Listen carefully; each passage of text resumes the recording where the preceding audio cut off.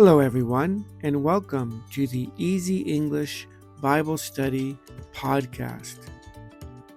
My name is David Gray, and together we're going to read the Bible and I will give some comments. Okay, let's get started.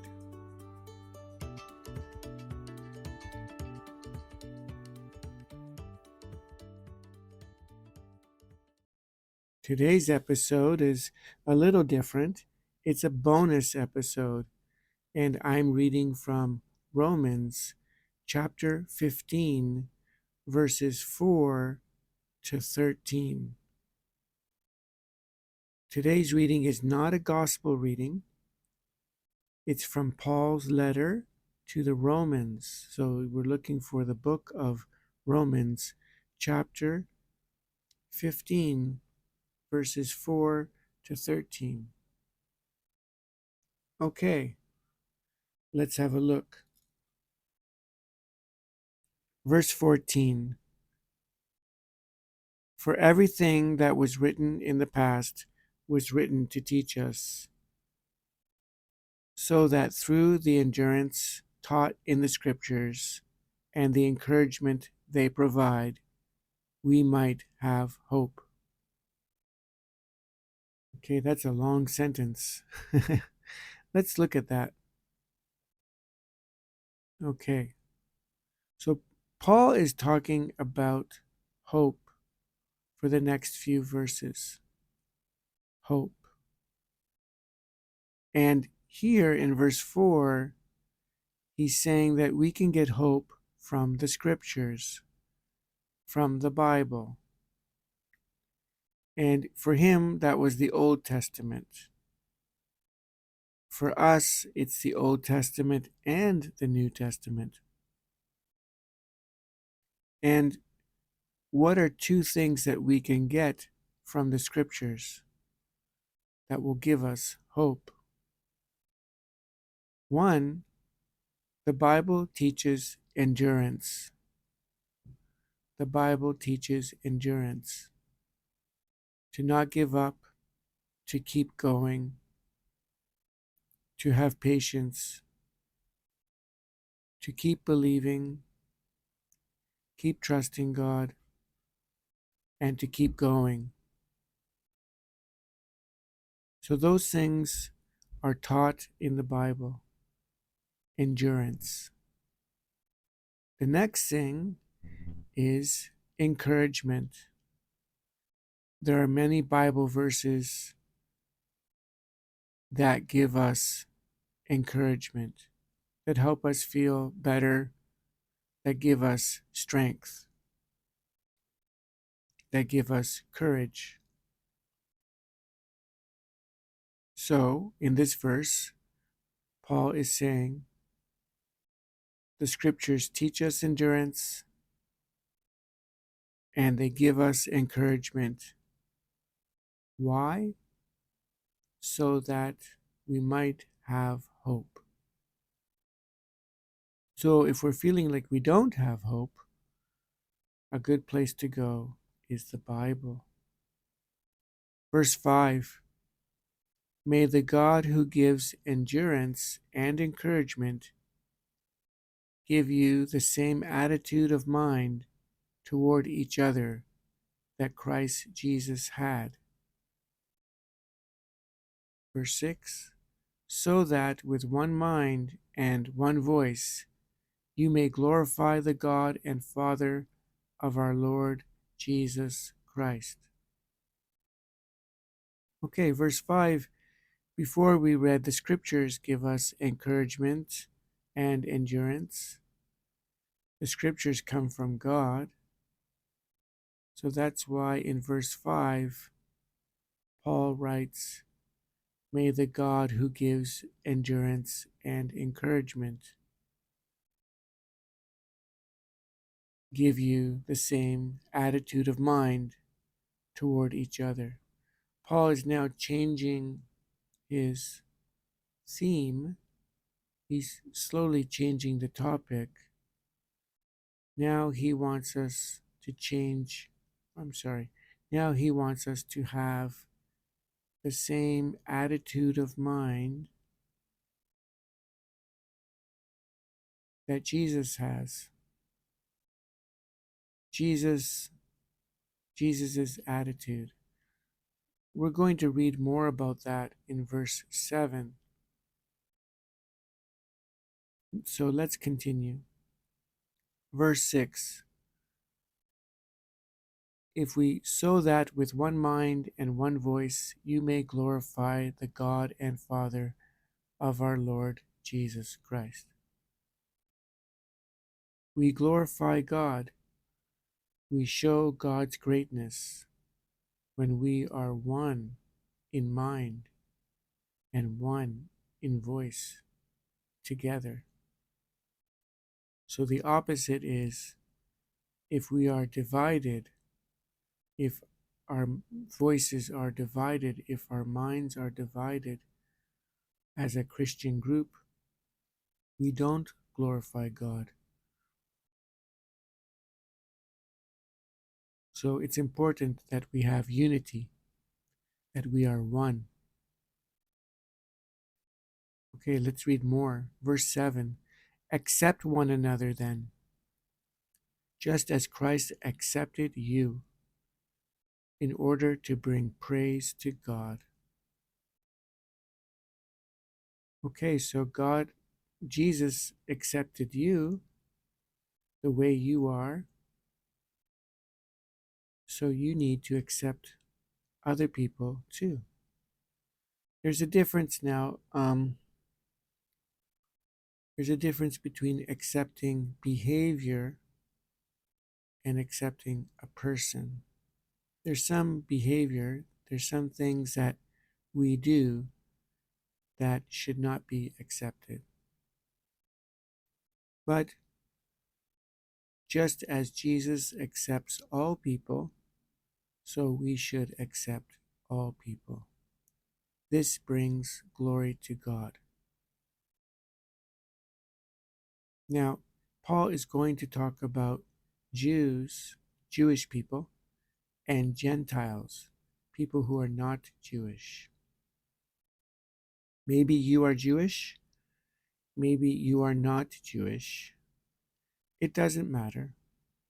God accepts all people, all groups of people. Let's read verse 8. For I tell you that Christ has become a servant of the Jews on behalf of God's truth, so that the promises made to the patriarchs might be confirmed. And moreover, that the Gentiles might glorify God for his mercy. Okay, I'll read the rest later. So when Jesus came, when Jesus did his ministry, his focus was mostly on the Jews. This was part of the promise made to the patriarchs. Who are the patriarchs? They are the fathers in the Old Testament: Abraham, Isaac, Jacob. They were promised a Messiah in the Old Testament, and Jesus came and spoke first to the Jews. Okay, so we know that. But it was to God's glory that Jesus served the Jewish people. But just as important, in verse 9, and moreover, that the Gentiles might glorify God for his mercy. There is also in the New Testament the inclusion of the non-Jewish people, the Gentiles. We see this a little bit in the Gospels, where Jesus helps Gentile people. We also see it in the book of Acts. Okay, verse 9, let's continue. As it is written, therefore I will praise you among the Gentiles. I will sing the praises of your name. Okay, again it says, verse 10, rejoice, you Gentiles, with his people. Verse 11, and again, praise the Lord, all you Gentiles. Let all the peoples extol him. Verse 12, and again, Isaiah says, the root of Jesse will spring up, one who will arise to rule over the nations. In him the Gentiles will hope. So Paul is giving many examples from the Old Testament to show that the Gentiles are included. Maybe he's trying to tell his audience, the people who are reading this letter, that both Jews and Gentiles need to be accepted. And also, let's have unity. Don't argue about small matters. And we also read about where we can get hope. I'm going to comment about that one more time in a moment. So I think it's really important that we underline that God is for all people. And this is really important now, always, but especially now at Christmas time, that we remember that God loves all people all over the world. And He wants all of us to come together and to praise Him and to trust in Him. Let's read verse 13. May the God of hope fill you with all joy and peace as you trust in Him, so that you may overflow with hope by the power of the Holy Spirit. Again, Christmas is coming, and let's talk about hope one more time. We talk about hope, we talk about joy, and we talk about peace at Christmas time. Even people who do not believe in God will talk about joy and peace at Christmas time. However, the joy and peace that many people talk about is different from the joy and peace that we Christians talk about. There's some similarities, but there is a big difference. As a Christian, we believe, and we see it in verse 13, that we find our hope in God, not in other things, but in God and in God's scriptures. And if we trust in God, He will fill us with joy and peace. If we put our trust in God, we will have joy and peace. And if we have joy and peace, we will overflow. We will have a lot of hope. And this is not by trying hard. This is by the power of the Holy Spirit. Somehow, the Holy Spirit gives us joy, peace, and hope as we trust in God and as we read His scriptures, the Bible. I hope that today, reading the Bible together with you has given you some encouragement that will lead to joy, peace, and hope for you.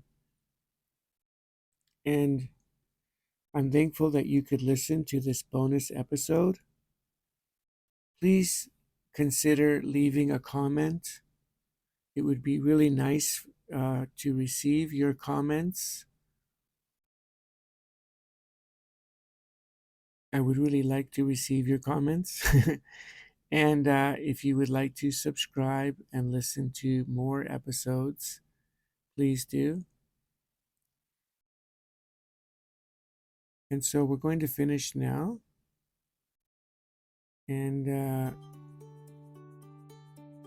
I pray that may the God of hope fill you with all joy and peace as you trust in Him, so that you may overflow with hope by the power of the Holy Spirit. Amen. Okay, take care, and may God bless you.